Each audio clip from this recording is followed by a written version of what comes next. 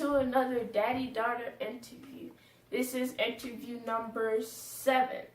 And you already know what I'm here for. Might as well just go ahead and do it before I say it.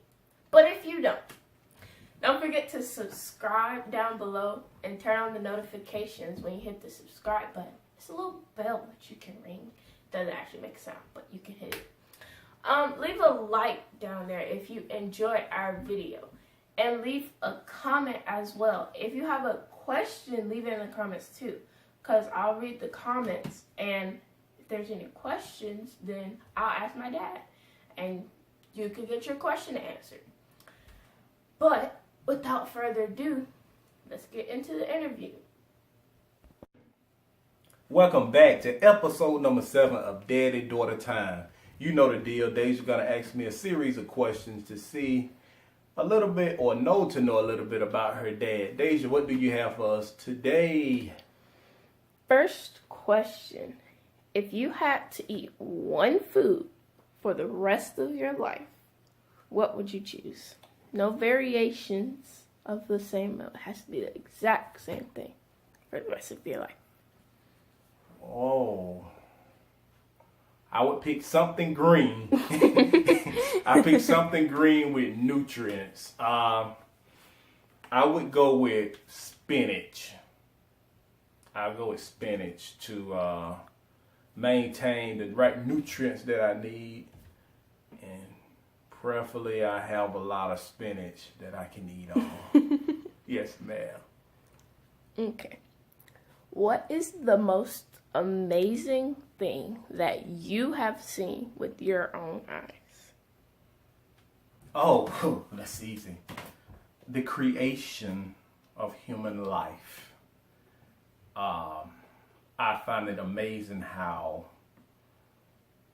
a child can be born from pretty much a liquid. And it formed to be an amazing, and I always say creature, but an amazing human being that come up with these wonderful thoughts. And it blew my mind just how this happened.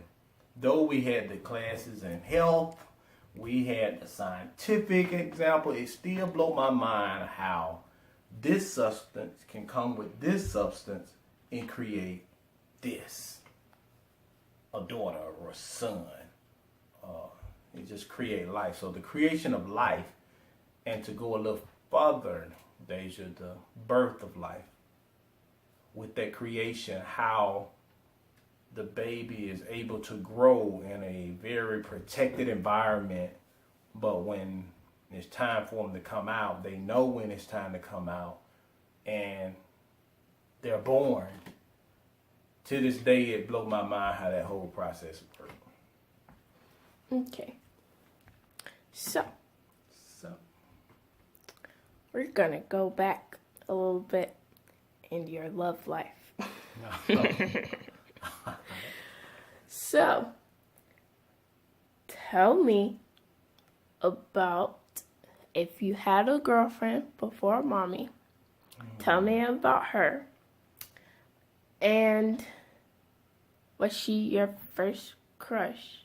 And if not, tell me about your first crush. Okay, wow. I guess that's what this interview is all about. Going back to my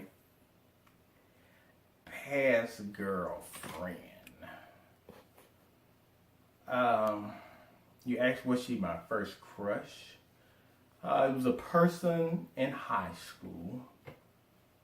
I don't think it was a first crush. It was a first fantasy. Because boys, in our mind, we have in our head the things that's going to happen once I like a girl or a girl like me, and what's going to happen in life and where we're going to be. I didn't too much crush on that person, but I did try and give it my all. But being immature, being a boy, I didn't know what I was doing, Dai'jah. So, as you can tell, the relationship went nowhere because I'm not with them. But it was part of life. It was a part of growing. Would I change it? No, because things in life happen for a reason. So that was just a part of me that I can never take back, and I'll never regret. But it is a part that I would say I learned from. I learned how to be the man that I strive to be today to your mother. But love as a teenager, as a high schooler, as a child is undefined. The reason I said undefined because we really don't know what we're doing. We like the thing that we're attracted to, and it's the only thing we're attracted to for now, because it's a big world out there, and you're only exposed to that you see. And that's what it was in high school. I was only exposed to what I could see. Does that answer your question? Because I don't want to wiggle out this one. This is what it's about. Yeah, I think that's it. Okay, cool. Who was your model, your role model when you were growing up, other than your father? Who was your role model growing up, and who is your role model now, also still other than your father? Okay, cool. Interesting. My role model, of course, you know one, but it was people that I thought I would never see or meet. It was people that doing things that very unique. I grew up in an era of singers and basketball players, and two of the celebrities one was Michael Jordan, and the second was Usher. The reason Usher, because he was my age and he was doing a lot of big things. He could dance, he had popularity, he had charisma, and he knew how to charm people, he knew how to work a crowd, and I was like, oh man, I would love to do that one day. And he grown to be a very successful man. The second was Michael Jordan because of his charismatic ways on the court, his athleticism, the ability for him to play when he was sick. I'll never forget the flu game, where he literally had the flu and played one of his best games. So those type of guys were my model because I saw them and I said, there's more to life than what I see right now. These guys are out here doing things on another level, and that's why I'm always pushing you, Dai'jah, to say, look at the next level. Where you at right now is where you at. Once you get a victory, look for the next thing. If you win the Super Bowl now, you should be thinking about 2020 or the next year. So I looked at those guys and said, they are here now. How can I be there 10 years from now, 20 years from now? But it wasn't because they were just popular. It would be because of the standards they had and the drive and their work ethics and motives and everything in between.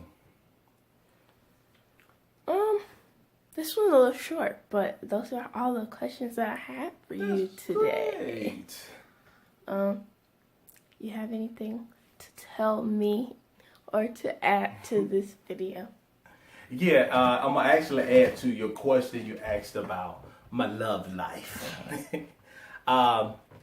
Growing up, sweetheart, you and Ladybug, remember that love is defined by the ones you share it with. There is a Webster book definition of love. There's a definition of love that you come up individually. But as a unit, when two become one, as a unit, that definition of love is what's going to launch you in your relationship to a new path. Though you're 12 years old now, I think it's important that you and Ladybug understand that love is not just, oh, that boy looks so good, or he's so handsome, he's so well-spoken, or he dressed nice. It's about complimenting each other and growing together. And that's what I love about the relationship I had with your mother. We can compliment each other and we can grow together. So never forget that love is defined by you both.